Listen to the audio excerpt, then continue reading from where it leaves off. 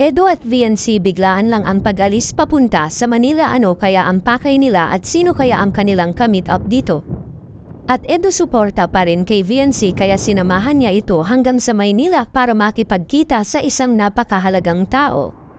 Well, ano nga ba ang pakay ni Edo at VNC? Bakit biglaan naman ang kanilang pag-alis? May kinalaman na ba ito mga kaibigan sa pag-aaral ni VNC? At yan ay atin ang malalaman mamaya, pero bago yan, pakiusap suportahan po natin mga kaibigan ang lahat ng mga Kalingap beneficiary at Kalingap angels at syempre maging ang lahat ng Kalingap love team bilang tayo po ay One Kalingap One Family. Salamat po.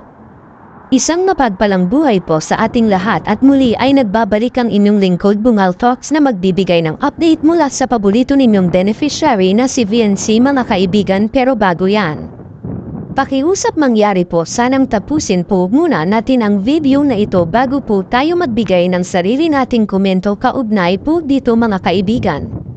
At syempre wag rin po natin kalimutan na mag-like, mag-share at mag-subscribe bilang suporta na rin sa ating munting YouTube channel. Pero syempre wag rin po natin kalimutan suportahan ang magamang matubang na si Kuya Val at Kalingap Rob lalo na sa kanilang mga charity works. Salamat po.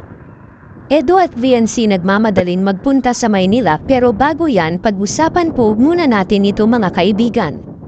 Well, regarding nga sa pag-aaral sa kolehiyo ni VNC ay may kaugnayan na po ang topic natin dito sa pagpunta nila sa Manila. Actually maraming offer si VNC ngayon mula sa nga sponsor pero may isang sponsor na talagang sinadya nilang puntahan ni Edo dahil sa napakalaking offer nito kay VNC. Kung ating matatandaan ay napag-usapan ni Kalingap Rob at VNC yung tungkol sa big time na sponsor ni VNC kung saan binibigyan si VNC ng pagkakataon na makapag-aral sa Manila sa kursong flight attendant na pangarap naman ni VNC. Paano yun? May gusto pa naman magpaaral sa'yo sa ano? Sa Manila. Sa ano daw? Sa UST. UST yun. Hindi. Si Eds nandito. Si ikaw nasa Manila. Pero ano, sanay kaya mo naman. Halimbawa, huwag nating isipin yung yung family mo. Kung ikaw lang, kaya mong mapalayo para sa career mo, ganun. Well, hindi basta-basta talaga yung alok na ito ni sponsor dahil sagot na daw niya yung condominium na titirahan at maging allowance ay magbibigay din siya para kay VNC maliban pa sa allowance na nanggagaling kay Kalingap Rob mga kaibigan. Well, napakalaking opportunity nito kay VNC subalit na yon ay nagkakaroon kasi si VNC ng pagdadalawang isip kung itutuloy niya amang kursong flight attendant. Actually sa huling panayam ni Kalingap Rob kay VNC regarding sa kurso na kukuhanin niya ang sabi ni VNC ay undecided pa siya sa ngayon kung papasok din ba siya ng nursing mga kaibigan. Samantala ang purpose po talaga ng biglaan na pagpunta ay Edo at VNC sa Manila ay regarding na po ito sa nasabing big time sponsor na nag-alok kay VNC noon na mag-aral ng flight attendant. Ang gusto po kasi ni sponsor ay personal niyan makausap si VNC regarding sa kanyang offer kung kukuhanin niya ba ito o hindi pero kung hindi ay may ibibigay pa rin si sponsor kay VNC na makakatulong sa kanyang pag-aaral. Samantala ayon na sa pag-uusap ni VNC at ng sponsor ay hindi na kinuha ni VNC yung opportunity na ibinibigay sa kanya sa kadahilan ng mapapalayo siya sa kanyang mga magulang. Isa pa sa dahilan ni VNC kung bakit niya tinalikuran ang pangarap na maging flight attendant ay sa kadahilan ng mawawalan siya ng time sa Kalingap dahil may responsibilidad siya dito at utang na loob niya sa Kalingap kung ano ang meron siya ngayon.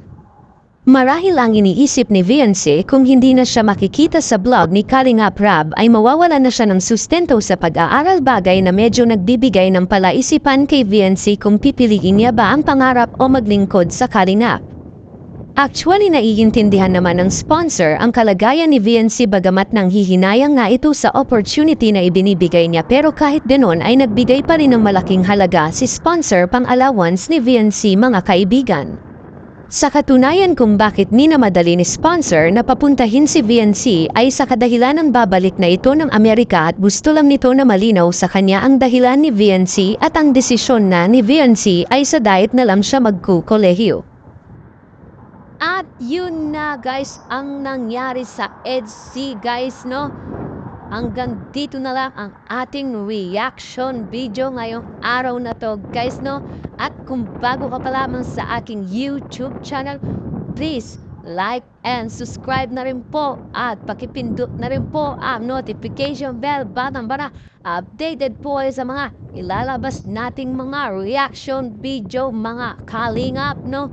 At suportaan po natin ang buong kalingap na si Kuya Balsads Matubang, Ate Ana Vlogs, Kalingap Rob, at buong Kalingap team at mga Kalingap Reactor guys, no? Hanggang dito na lang ang ating reaction video. Maraming salamat sa panonood. Stay tuned lagi at maraming salamat. I love you all. Mwah mwah. Chup chum. Bye bye.